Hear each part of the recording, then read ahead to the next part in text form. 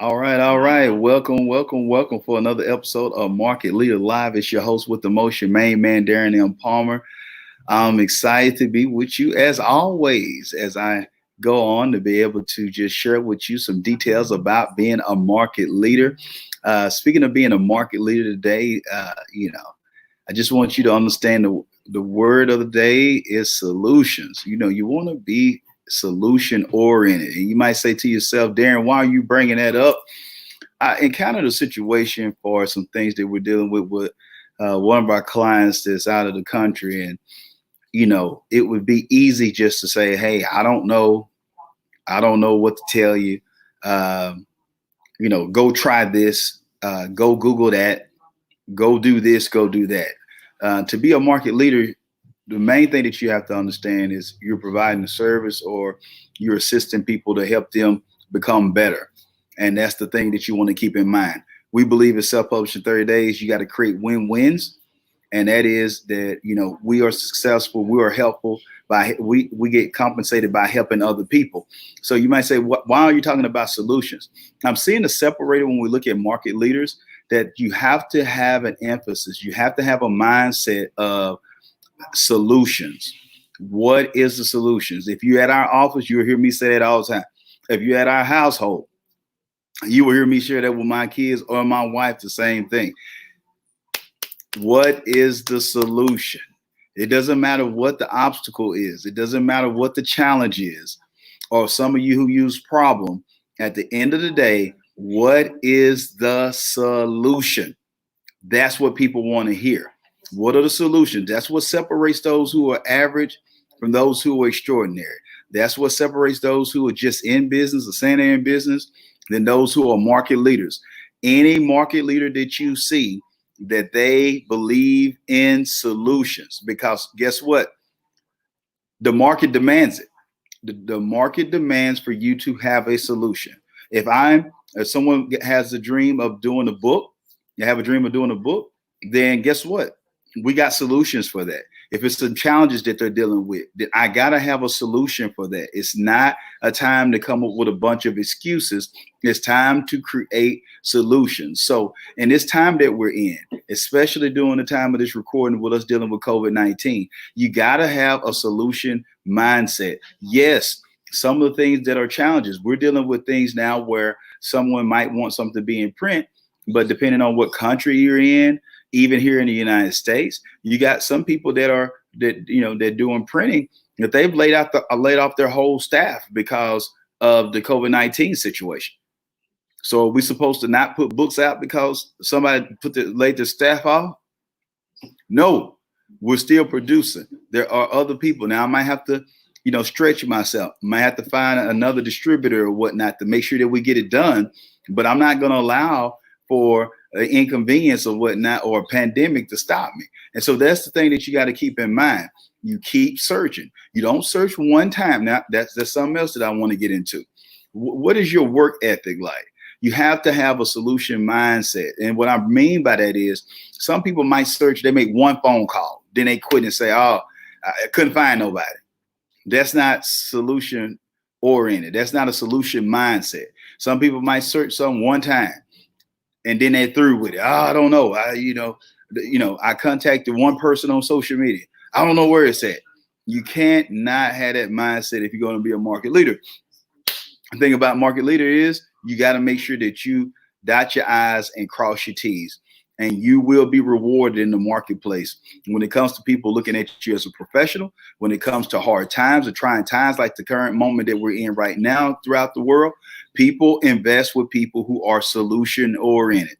If you create solutions, a byproduct of that will be happier clients. Byproduct of it will be referrals. Byproduct of it will you get free press. The byproduct of it is that you'll be able to have moat where you have a harder barrier of entry for anybody else to even have an opportunity or a chance to deal with your clients. Because guess what? People want to deal with people who have solutions. And so if you have a solution to someone's problem, their obstacle, or something that they're going through, if you can serve them in that capacity where you have solutions for whatever a person is going through, that person is going to win at the end of the day.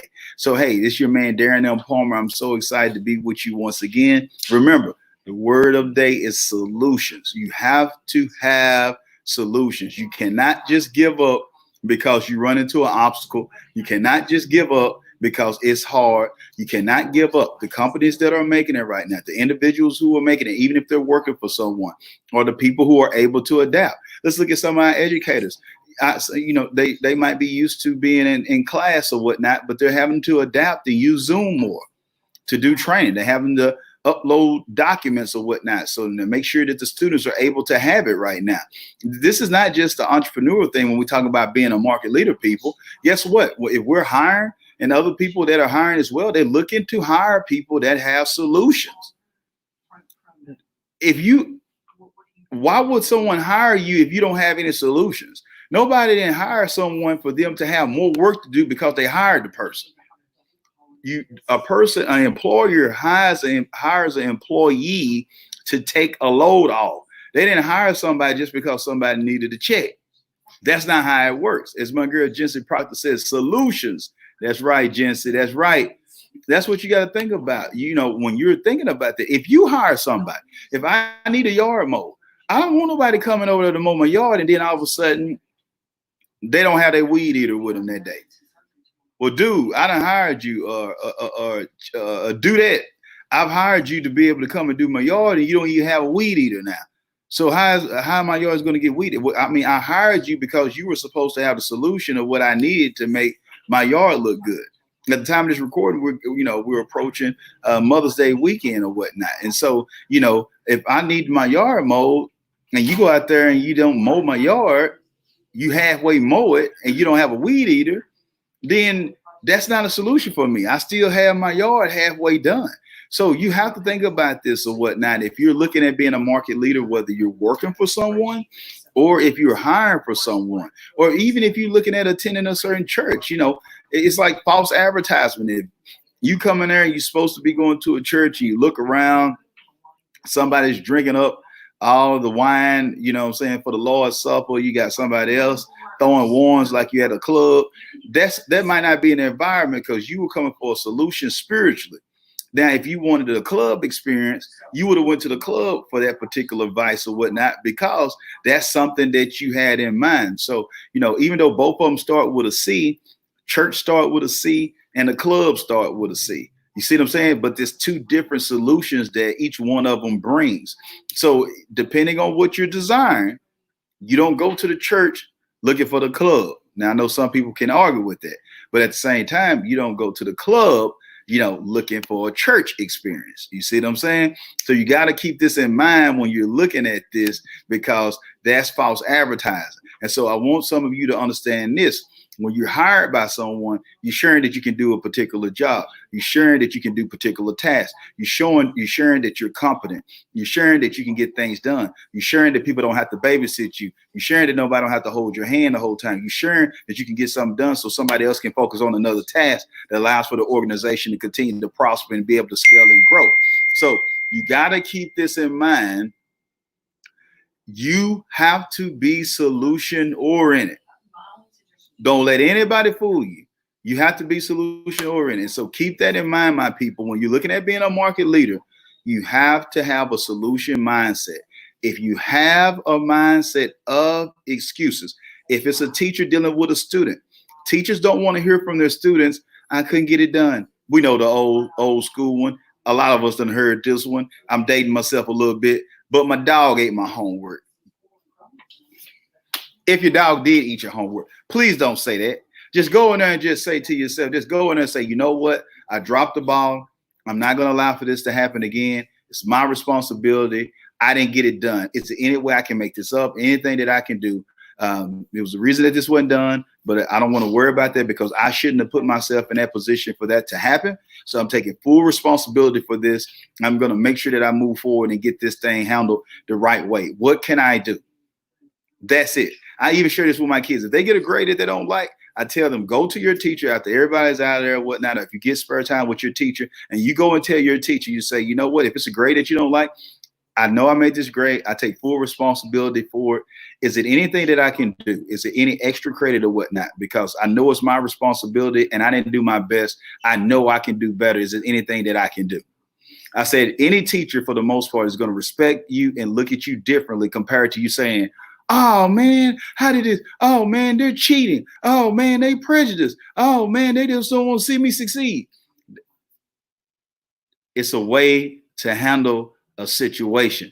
So if you got solutions, people will deal with you.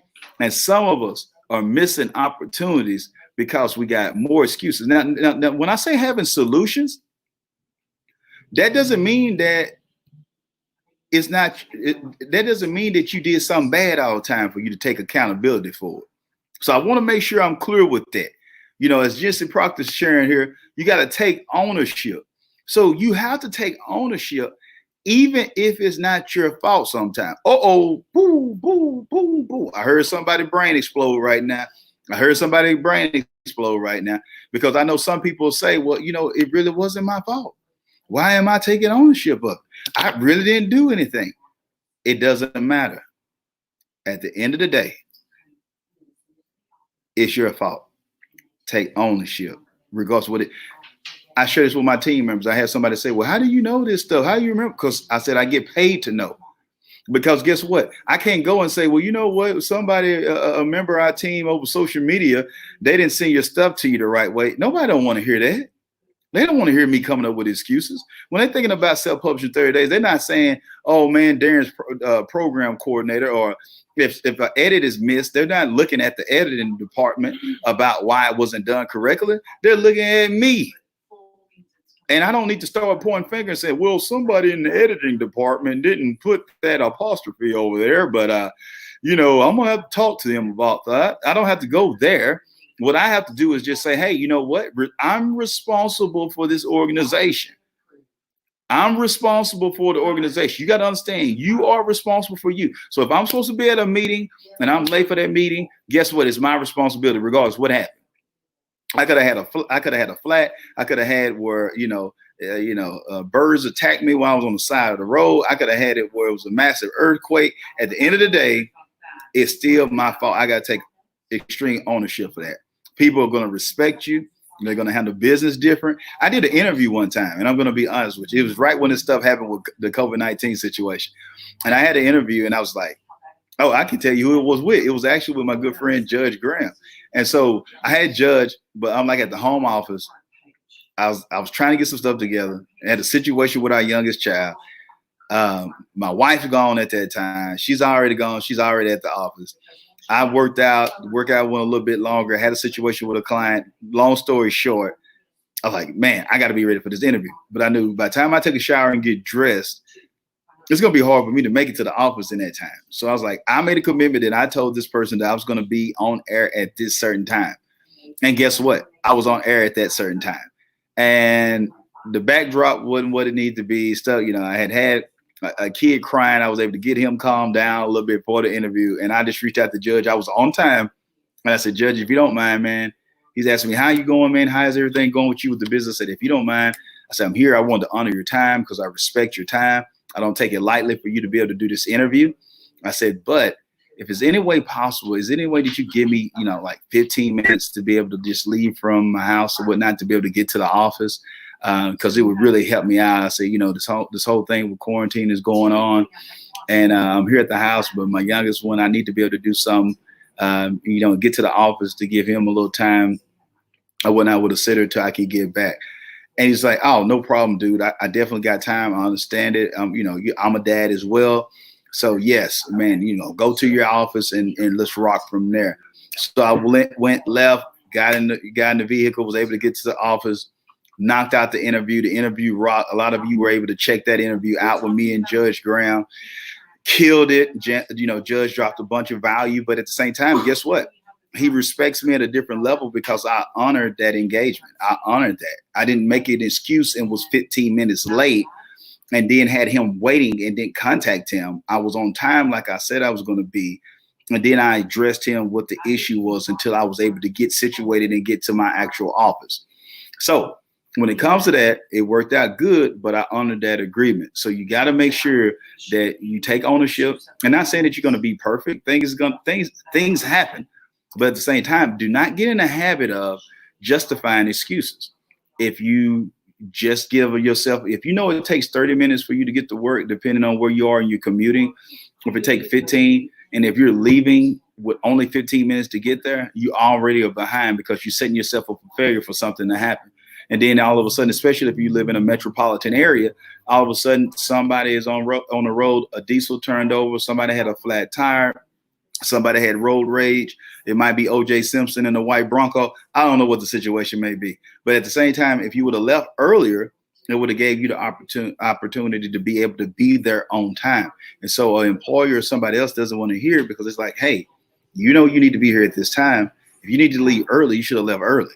So even if you need to wait a little bit longer, make sure you make the necessary adjustments. So with that being said, remember, the word for the day is solutions, people. You got to have solutions if you're going to be a market leader. Excited to be with you once again. It's your man, Darren M. Palmer. Thank all of you who were able to tune in today. Remember what we say around here. If you won't change, be the change. Until next time, be blessed and be great.